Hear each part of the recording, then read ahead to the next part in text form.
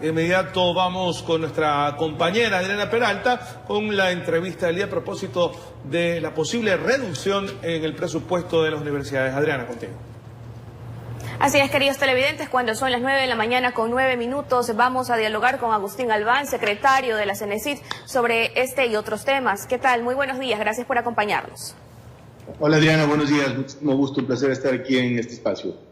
Y me permito leer lo siguiente. El Pleno de la Corte Constitucional resolvió disponer a las autoridades del Ministerio de Economía y Finanzas, así como a las demás autoridades de la función ejecutiva, que corresponda que se suspendan y abstengan de realizar modificaciones presupuestarias que tengan un impacto precisamente en las universidades, escuelas politécnicas e institutos públicos del país. Sobre este tema, Agustín, ¿cómo se procedería?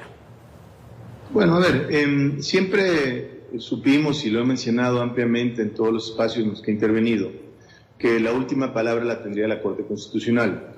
Entendamos qué significa este pronunciamiento de la Corte. Implica una suspensión temporal de las medidas hasta que haya una solución de fondo al problema planteado por las universidades ante la Corte Constitucional. Entonces, digamos, ese es el contexto en el que estamos operando, Adriana.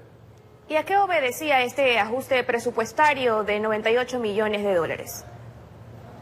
Bueno, es importante mencionar primero cómo se compone el presupuesto de las universidades.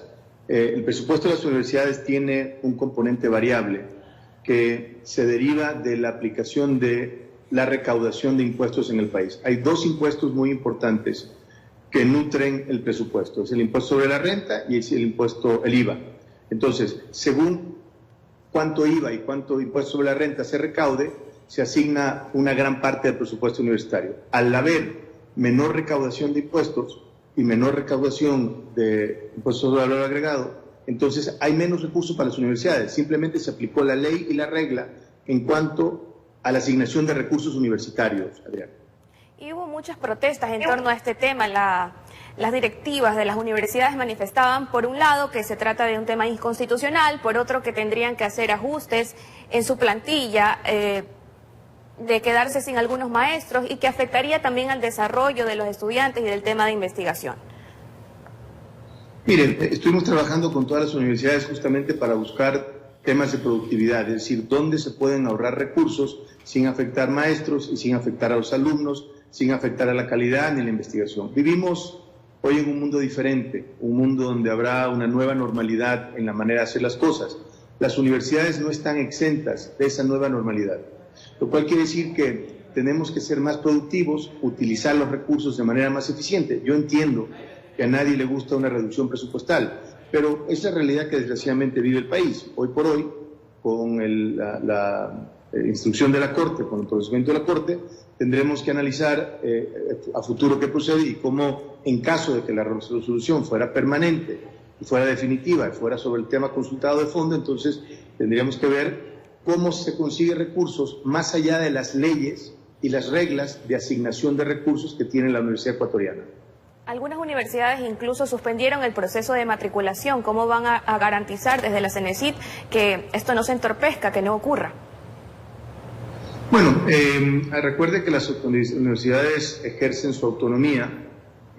Nosotros evidentemente no estuvimos de acuerdo con la suspensión del reinicio de actividades y de procesos de matriculación, en un caso muy específico. Recordar también que es un servicio público, por lo cual las suspensiones están prohibidas o sujetas a ciertas restricciones. Entonces, pero mire, en todos los casos hemos mantenido un diálogo con todas las universidades y con todas las universidades hemos llegado a soluciones muy concretas, entendiendo su realidad presupuestal y entendiendo la realidad que vive el país. Y yo creo que hoy nos toca ser solidarios y nos toca arrimar un poco el hombro, e inclusive la academia ecuatoriana, los profesores, los alumnos, etcétera, que no sean sacrificados por una decisión arbitraria de un consejo académico. Sí, y en algunas entrevistas usted ha manifestado que, por ejemplo, universidades de élite de otros países tienen un reducido personal administrativo. Tal vez ese es un modelo que se quiere implementar acá, donde existe el doble del personal administrativo. Sí, es cuando hablamos de optimizar, hablamos de utilizar el recurso para lo que es, para la docencia, para el seguimiento del alumno, para invertir en plataformas tecnológicas, para tener educación de calidad, para invertir en proyectos pertinentes. Hoy por hoy tenemos universidades ecuatorianas que tienen un profesor y tienen un administrador. Entonces, no es quizá la forma más eficiente de utilizar recursos, ¿no? Entonces, si de alguna manera eficientamos este manejo operativo, seremos capaces de tener recursos para la docencia y para la investigación. Ahora, por otro tema, el presidente Lenín Moreno dispuso la supresión del Instituto de Fomento al Talento Humano y sus competencias pasan a la CENESID. ¿Van a seguir otorgando becas en este año o cuál es el proceso que van a seguir? Mire, los procesos que seguí el IFTH los va a asumir dentro de la competencia de la CENESID. Esto nos permite primero buscar eficiencias en términos de ahorro en costos y gastos operativos. Había alguna duplicidad de funciones.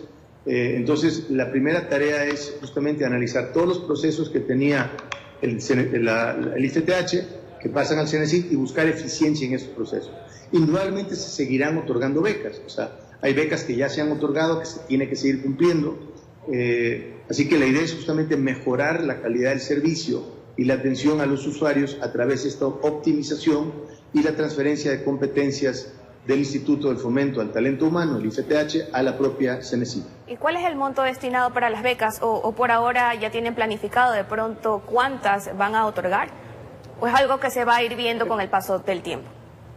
Tenemos un presupuesto autorizado de $105 millones. Evidentemente eso incluye un porcentaje de becas de arrastre, es decir, becas históricas ya otorgadas que se tienen que ir respetando, que en ese caso estamos haciendo un gran esfuerzo para respetarlo. Hemos separado un poco lo que es pensiones de universidades en el extranjero y lo que es manutención y seguros de nuestros jóvenes que residen en el extranjero, y estamos analizando, según disponibilidades presupuestales, qué cantidad de becas nuevas ante este entorno podemos otorgar. En todo caso, secretario, la preocupación de la gente, de los estudiantes, es que no exista un retroceso en la educación superior. Indudablemente, no se trata de un retroceso. Fíjese, en los últimos años hemos sido capaces de crecer la matrícula con más o menos los mismos presupuestos.